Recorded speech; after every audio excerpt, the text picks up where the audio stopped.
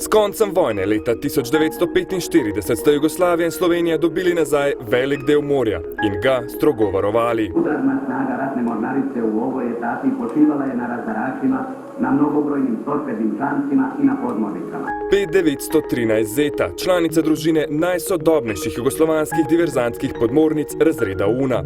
Njihova zgodba, zgodba vojaške potrošnje, a tudi zgodba tehnološkega razvoja nekdanje Jugoslavije, se je začela v 70-ih letih. Se spominja admiral Marjan Pogačnik, komandant podmorniške enote, v katero so začele v 80-ih prihajati prve podmornice razreda Una.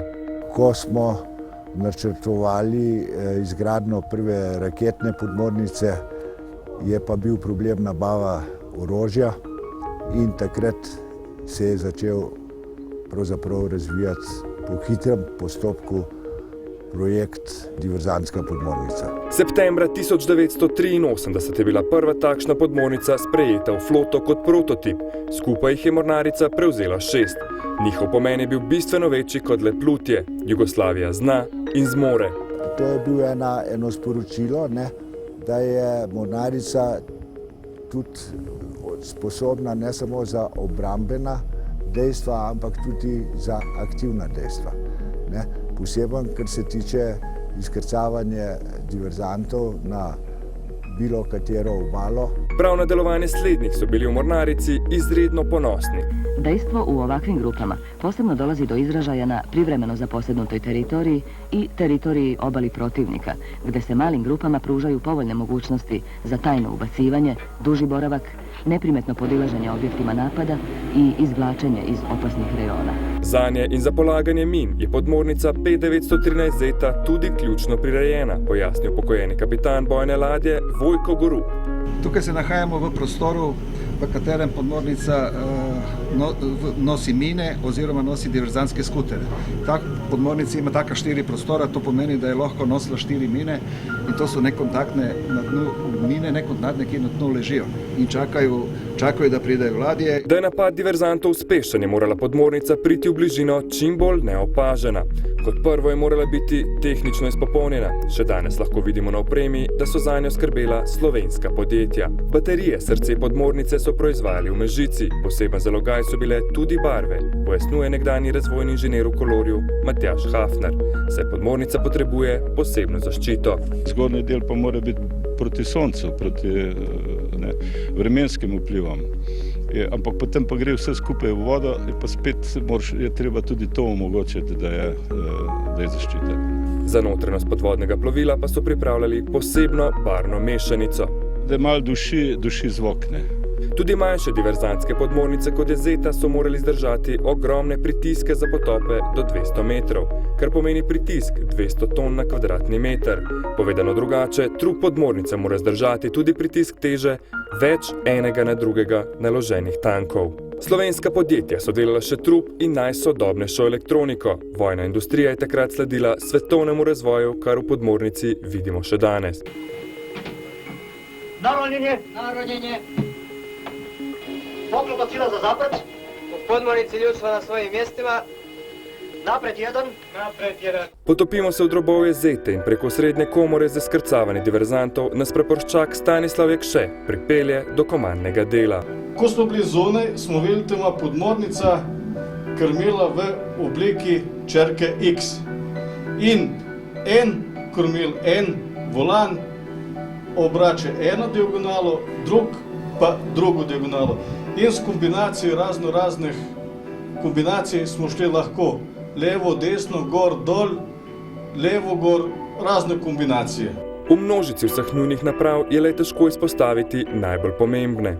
Pred nam je pult signalizacija odprtin na podmornici, dokler ni bilo vse zeleno ali se svetelo s polnim sjajem, podmornice ne smele pod voda, ker je bilo nekaj narobe.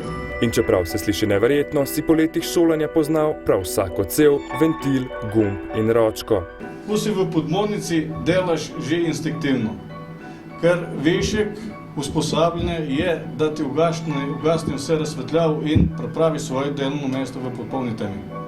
V temi, kaj se dogaja zunaj, je bila pod vodo tudi podmornica, a je toliko bolje slišala s tole napravo na nosu, pojasni nekdanji radarski operater Ljuboslav Oman.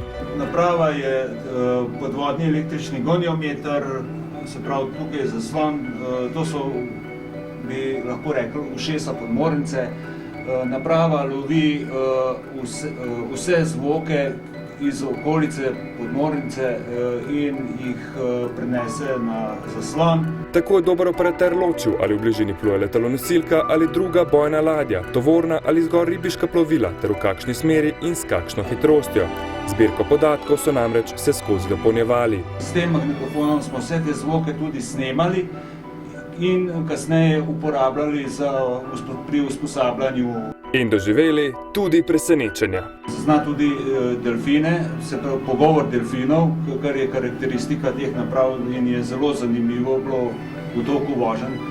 Če smo imeli srečanja z njimi, smo jih lahko tudi poslušali. Za kapitana je bila ta naprava ključna, ker je z njeno uporabo podmornica ostala skrita. Ob njej pojasni kapitan Vojko Gorub. In to je pasivno sredstvo, ki neč ne oddaja nobenega signala. Dol pod je pa pel, isto hidroakustično sredstvo, ki oddaja signal in tisti signal, ki se oddaja, se vrne nazaj, se meri čas in se točno določi daljina do določenega cilja. Samo v tem primeru se podmornica odda. Prav zato sploh diverzantska podmornica tega skoraj da nikoli ni uporabila. Cilj je bil namreč mine ali diverzante pripeljati čim bližje. Pripremi izlazno komoru. Pripremi izlazno komoru.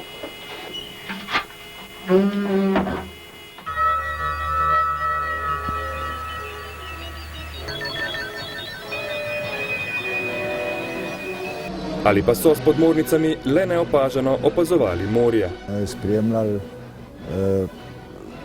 predvsem vojne ladje, ampak tudi jasno trgovske ladje na njihovih maršrutah.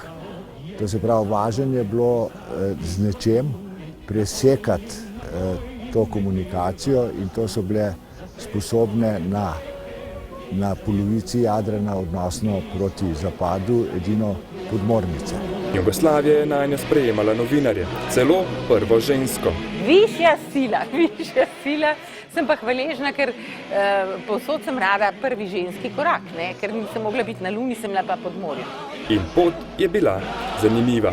Ko sem šla gledati tiste aparate, ko globoko se potapljamo, pa nisem čist bila tako neuka, ne? Vendarle sem diplomirala kot učiteljica iz fizike, tako da potem so rekli, ne, to ni treba več gledati, ne? Ker to je bila vojaška tajna v tistih časih. Danes skrivnosti ni več, saj je na ogled javnosti. Podmornice, tudi P913 Zeta so po razpadu države večinoma obtičale na privezi. Le skupini zanesenjakov gre zahvala, da so pripravili podmornico P913 za pot iz Črne gore preko Jadranskega morja, ki ga je vsa leta varovala, in nato preko Italije. Takole je aprila 2011 prispela v park vojaške zgodovine, a po uvodni svečanosti se je težko delo obnove šele začelo. Neizmeren napor so nekdanji podmorničarji vložili v prenovo notranjosti, barvanje in na koncu poliranje celotnega plovila. Lojze, to se mora svetiti, ko bi štek na vrtu. Obiskovalci tako lahko občudujejo moč, tehnologijo in velikost enega podvodnih plenilcev, na katere je bila nekoč ponosna vsa Jugoslavija. Učinili su našu ratnu mornaricu veoma efikasnom sa udarnom moći, koja je višestruko povećana. Del te moči, danes lepo obnovljena podmornica, stoji na ploščadi, kjer obiskovalci namesto Modrega morja skozi periskop zagledajo borovce slovenskega krasa.